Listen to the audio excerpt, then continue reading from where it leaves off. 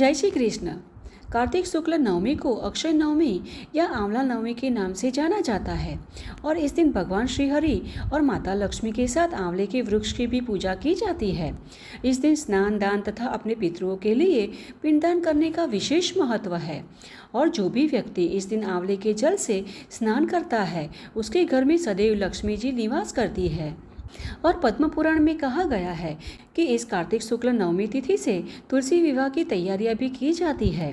कार्तिक शुक्ल नवमी तिथि से कार्तिक शुक्ल एकादशी के दिन तक तुलसी विवाह की तैयारियों में सभी भक्त जुड़ जाते हैं।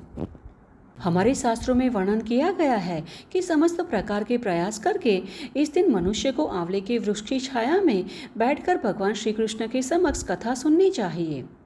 तो आइए इस पावन अवसर पर हम भी आंवला नवमी कथा का श्रवण करते हैं।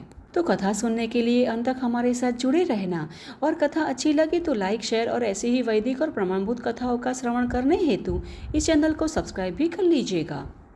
तो आइए आज की कथा का आरंभ करते हैं। यह उस समय की बात है जब विष्णु कांची नगर में एक कनक नाम का क्षत्रिय निवास करता था। वह अत्यंत धनवान था तथा वह व्यापार आदि कार्य करता था। अब लंबे समय तक निसंतान रहने के उपरांत कई प्रकार के व्रतों आदि के प्रभाव से उसकी धर्मपत्नी ने एक कन्या को जन्म दिया और कनक ने अपनी कन्या का नाम किशोरी रखा। अब समय बीतने लगा और किशोरी बड़ी होने लगी थी। कन्या भी अत्यंत सुशील और धर्मपरायण थी। अब एक दिन एक ज्योतिष ब्राह्मण उनके घर पधारे तो कनक ने अपनी पुत्री किशोरी की जन्मपत्री उसे दिखाते हुए उसके विषय में पूछा कि इस कन्या का भविष्य क्या होगा। तब कुछ समय तक उस जन्म पत्रिका का अन्वेषण करने के पश्चात वह ज्योतिष बोला कि हे कनक, ध्यानपूर्वक सुनिए। यदि मैं सत्य बोलता हूँ तो आपको दुख होगा एवं यदि मैं झूठ बोलता हूँ तो मैं मिथ्याभाषी कहलाऊंगा। अतः मैं सत्य ही कहता हूँ कि जिस भी युवक के साथ इस कन्या का विवाह होगा वज्रपात अथवा बिजली गिरने से उसकी मृत्यु हो जाएगी। अब इस प्रकार उस ज्योतिष विद्वान के वचन सुनकर पिता कनक को अत्यंत दुख हुआ तथा उसने अपनी कन्या किशोरी के निवास करने हेतु एक अन्य भवन भेंट कर दिया जिसमें अपनी सुलक्षणी कन्या को नित्य अविवाहित देखकर उसके हृदय को पीड़ा न हो। अब किशोरी अपने भवन में रहकर ही ब्राह्मणों एवं संतों की सेवा व आतिथ्य सत्कार करते हुए अपना समय व्यतीत करने लगी। और इसी प्रकार एक दिन संयोगवश किशोरी के द्वार पर एक उत्तम ब्राह्मण जिसका नाम शंकर था वह वैशाख महीने में वहां आया। उसने सुना था कि कनक के घर ब्राह्मणों का सत्कार होता है, अतः वह किशोरी के द्वार पर आया था और किशोरी ने भी प्रसन्नतापूर्वक उसका स्वागत किया। और उस समय किशोरी के साथ उसकी सखी भी थी। तब किशोरी को देखकर ब्राह्मण ने उसकी सखी से बोला कि हे चंद्री, ऐसा क्या कारण है जो इस सुंदरी एवं स्वरूपी कन्या ने अभी तक विवाह नहीं किया। अब ब्राह्मण के ऐसे पूछने पर चंदना ने संपूर्ण वृत्तांत शंकर के समक्ष वर्णन किया। अब यह सुनकर शंकर ने कनक से कहा कि मैं किशोरी को भगवान श्री हरि विष्णु का 12 अक्षर मंत्र बताता हूँ। वह 3 वर्ष तक इस मंत्र का जाप करे और प्रतिदिन स्नान आदि करके तुलसी के पौधे में जल अर्पित करे तथा कार्तिक शुक्ल नवमी को भगवान श्री हरि विष्णु के स्वर्ण निर्मित विग्रह के साथ देवी तुलसी का विवाह करवाए। इस प्रकार पूजन संपन्न करने से आपकी कन्या विधवा नहीं होगी। अब पिता ने शंकर की बात स्वीकार करते हुए किशोरी से प्रायश्चित आदि करवाकर व्रत का संपूर्ण वैष्णव नियम धर्म उसके समक्ष वर्णन किया और किशोरी ने भी ब्राह्मण के निर्देशानुसार शास्त्रोक्त विधि से 3 वर्ष तक व्रत का पालन किया। और जब चतुर्थ कार्तिक के समय किशोरी स्नान करने हेतु नदी के तट पर जा रही थी तभी मार्ग में विलेपी नाम का एक क्षत्रिय उसके रूप सौंदर्य पर मोहित हो गया, क्योंकि उसके रूप सौंदर्य को देखकर कोई उसे देव कन्या तो कोई उसे नाग कन्या बता रहा था, किंतु वह कन्या ना ही लोक व्यवहार के विषय में कुछ भी चिंतन करती एवं ना ही मार्ग को अथवा सखियों को देखती थी। वह तो बस अपने हृदय में देव रूपिणी तुलसी एवं भगवान श्री हरि विष्णु की आराधना में ही लीन रहती थी। अब धनवान एवं बलि विलेप ने उस कन्या तक पहुंचने के लिए अनेक प्रयास किए किंतु सफल नहीं हुआ।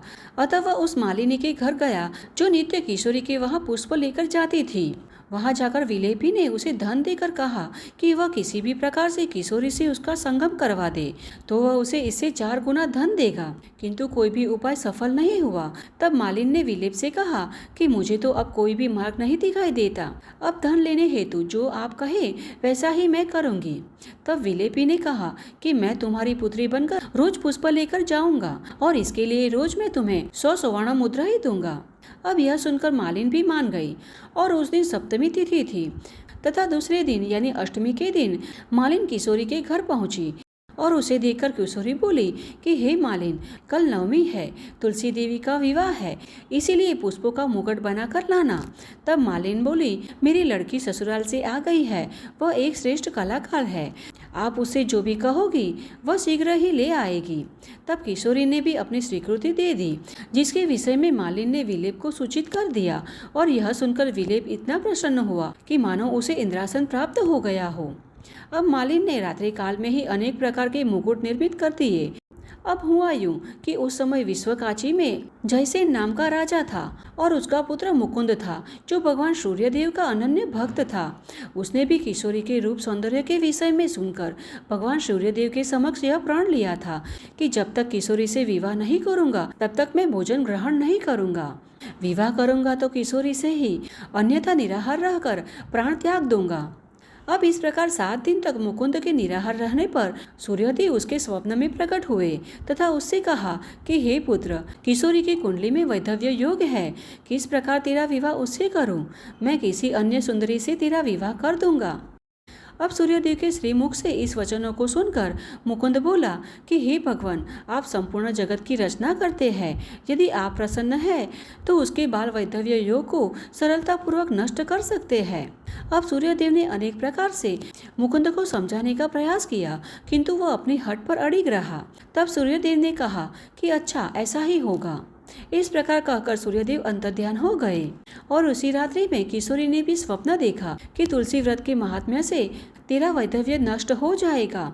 कोई कन्या स्वप्न में प्रसन्नता पूर्वक अपने पति से कह रही है कि मेरी किशोरी का विवाह नहीं हो रहा है। उसका पति भी बोला, ठीक है, मैं उत्तम बलि दूंगा, तदुपरांत इसका विवाह होगा। अब स्वप्न में बलि के विषय में विचार कर किशोरी चिंतित हुई तथा अपनी सखी चंदना को बुलाकर उसे स्वप्न के विषय में बताकर स्वप्न का अर्थ एवं फल पूछा।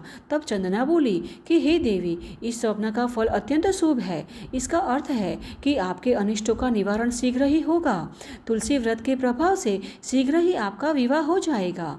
अब इस प्रकार स्वप्न का फल श्रवण कर किशोरी स्नानादि कर्म करने चली गई। अब किशोरी दैनिक कर्मों से निवृत्त होकर अपने भवन में आई ही थी कि उधर विलेप भी मालिन की कन्या के रूप में वहां आ पहुंची और उसने इस प्रकार कन्या का वेश धरा था कि कोई भी स्त्री पुरुष का भेद नहीं कर पा रहा था।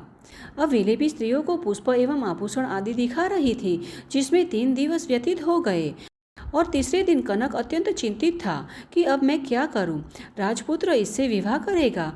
इसके इस प्रकार चिंतन में 2 प्रातःकाल व्यतीत हो गए तथा राजसेवक वस्त्र एवं आभूषण लेकर वहां उपस्थित हुए। तदुपरांत मंत्री ने आकर कनक से कहा कि आपके यहाँ एक कन्या है, उसे मुकुंद के लिए दे दीजिए। आप कोई विचार न करते हुए राजा की आज्ञा का पालन करें।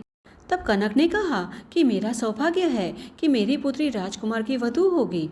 अब यह सुनकर मंत्री बोला कि द्वादशी का दिन विवाह के लिए श्रेष्ठ समय है तथा विवाह का समय भी समीप है। अब इस प्रकार सब कुछ निश्चित कर द्वादशी के दिन सैनिकों सहित राजपुत्र विवाह हेतु वहां आ पहुंचा और तेकी नामक राजपुरोहित ने कनक से कहा कि राजा की आज्ञा से किशोरी का विवाह कर दीजिए, यह महारानी बनेगी और कोई इसकी ओर दृष्टि भी नहीं उठा सकेगा। अब पुरोहित के इस वचनों को सुनकर वहां उपस्थित सभी पुरुष पीछे हट गए, किंतु मालिन की कन्या के वेश में आया हुआ विलेपी अपने स्थान पर ही अड़ा रहा। तदुपरांत मध्यरात्रि के समय मुकुंद भीतर चला गया, किंतु किशोरी बाहर तुलसी के समक्ष बैठकर भगवान श्रीहरि विष्णु का स्मरण कर रही थी। उस समय भीषण मेघ ध्वनि होने लगी, घनघोर आंधी चलने लगी, समस्त दीपक बुझ गए और विकराल बिजली चमकने लगी। अब किसी को वहां कुछ भी दिखाई नहीं दे रहा था। उस समय मुकुंद मन ही मन विचार कर रहा था कि भगवान सूर्यदेव का वचन मिथ्या नहीं हो सकता। अब इस प्रकार भयभीत होकर मुकुंद सूर्यदेव का ध्यान करने लगा। अब इसी बीच विलेपी आकर मुकुंद का हाथ पकड़ लेता है और उसके हाथ से स्पर्श करते ही स्वर्ग से सीधा वज्रपात हुआ, जिससे विलेपी तत्काल ही मृत्यु को प्राप्त हो गया। किंतु लोगों को लगा कि मुकुंद की मृत्यु हुई है। अब कुछ समय पश्चात यह ज्ञात हुआ कि मालिन की पुत्री के भेष में आया हुआ विलेपी मारा गया है। अब उसके पश्चात मुकुंद और किशोरी का विवाह निश्चित हो गया और किशोरी राजरानी बन गई। तो इस प्रकार तुलसी व्रत के प्रभाव से किशोरी का वैधव्य नष्ट हो गया और मुकुंद के साथ अपना जीवन सुखपूर्वक व्यतीत करने लगी। और तुलसी देवी के महात्म्य से भला मनोरथ क्यों सिद्ध न हो। सौभाग्य, अर्थ, धन, विद्या, रोग मुक्ति तथा संतान आदि की प्राप्ति हेतु तुलसी विवाह करवाना चाहिए। तो इस प्रकार से सनत कुमार संहिता में कार्तिक शुक्ल नवमी के दिन तुलसी विवाह की व्रत कथा का समापन होता है। तो यह थी आज की हमारी कार्तिक शुक्ल नवमी के दिन मनाए जाने वाले आंवला नवमी की कथा। और हमें आशा है कि यह कथा आपको अच्छी लगी होगी। तो इसे अधिक से अधिक लोगों में शेयर कीजिएगा, जिससे कि वे भी इस कथा का श्रवण कर अक्षय पुण्य फल की प्राप्ति कर सके। तो चलिए हमारे शास्त्रों में वर्णित ऐसे ही वैदिक और प्रमाणभूत कथाओं के साथ फिर से मिलते हैं। तब तक के लिए जय श्री कृष्ण।